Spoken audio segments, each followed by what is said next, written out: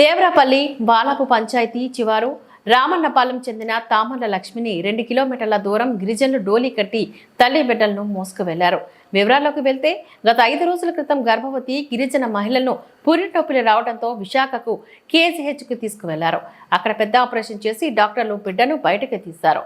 వారం రోజులు ఆసుపత్రిలో తల్లి బిడ్డను పర్యవేక్షణలో ఉంచి శనివారం డిశ్చార్జ్ చేశారు. దీంతో విశాఖపట్నం కేజీహెచ్ నుంచి తల్లి బిడ్డ అంబులెన్స్ లో వాలాపు మెయిన్ రోడ్డు వరకు తీసుకువచ్చి గ్రామానికి రోడ్డు సౌకర్యం లేకపోవడంతో అంబులెన్స్ రోడ్డుపై వదిలిపోయింది.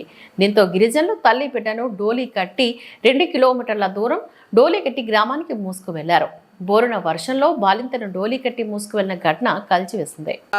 దేవరాపల్లి మండలంలోని వాలా పంచాయతీలోని గిరిజన గ్రామాలకు లింక్ రోడ్లు వేయాలని చెప్పేసి గత అనేక సంవత్సరాల నుండి గిరిజనులు మొరపెట్టుకుంటూ ఉన్నారు. 78 ఏళ్ళు అయింది స్వతంత్రం వచ్చి, కనీసం మాకు దారి లేదు, నడ్డానికి కూడా ఇబ్బంది వస్తుందని చెప్పేసి ఎంతమంది పాలకులు వచ్చినా ఎంతమంది అధికారులు మొరపెట్టుకున్నా ఈరోజు పట్టించుకునే పరిస్థితి లేదు.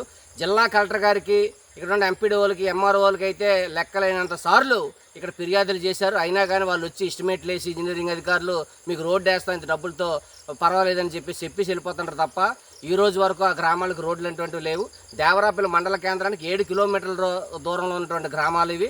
అంటే మండల కేంద్రానికి 7 కిలోమీటర్లు ఉన్నటువంటి గ్రామాల్లో ఉన్నటువంటి గిరిజన గ్రామాలకి రోడ్లు లేనటువంటి పరిస్థితుల్లోనే ఈ పాలకులు ఉన్నారనేటువంటి మనకు అర్థమవుతూ ఉంది. ఈరోజు తామర్ల చిన్నాలమ్మ అనేటువంటి ఒక అమ్మాయి కేజీహెచ్కి, తామర్ల లక్ష్మి అనేటువంటి అమ్మాయి కేజీహెచ్కి వెళ్ళి అక్కడ డెలివరీ అయ్యింది. అక్కడ పెద్ద ఆపరేషన్ చేసి అక్కడ డెలివరీలో పాపను బయటికి తీయడం జరిగింది. ఆ అమ్మాయిని హాస్పిటల్ నుంచి డిశ్చార్జ్ చేశారు. ఈరోజు అక్కడ వాలాపు తారు రోడ్డు మీద తల్లి పిల్ల హాస్పిటల్ అనేటువంటి దింపేసి అంబులెన్స్ అనేటువంటి దింపేసి వెళ్ళిపోయింది.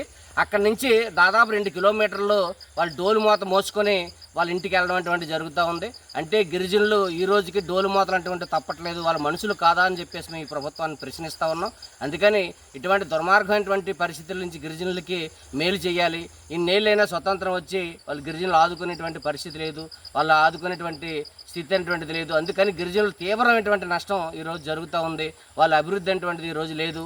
అందుకని గిరిజనులకి ఈ డోలు మూతలు తప్పించాలని చెప్పేసి కోడాపల్లి, రామన్నపాలెం, పోలగరువు, బుచ్చంపాలెం, బొర్రసింత, నగరంపాలెం, కేటీపాలెం గ్రామాలన్నింటిలో కూడా లింక్ రోడ్లు వేయాలని, ప్రధానంగా ఈరోజు రామన్నపాలెంలో ఇది మనం కళ్ళతో చూస్తే చాలా కన్నీళ్లు పెట్టుకునేటువంటి పరిస్థితి రోజు కనబడుతుంది.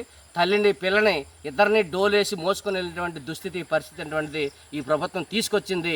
కాబట్టి ఇటువంటి ప్రభుత్వానికి ప్రజలు గుణపాఠాలు చెప్తున్నా కానీ ప్రభుత్వాలు పట్టించుకోవట్లేదు. వెంటనే రోడ్లు నిర్మించకపోతే గిరిజనులకి తీవ్ర నష్టం జరుగుతుంది. మేము పెద్ద ఎత్తున ఆందోళన చేస్తామని చెప్పేసి ఈ సందర్భంగా తెలియజేస్తా ఉన్నాం.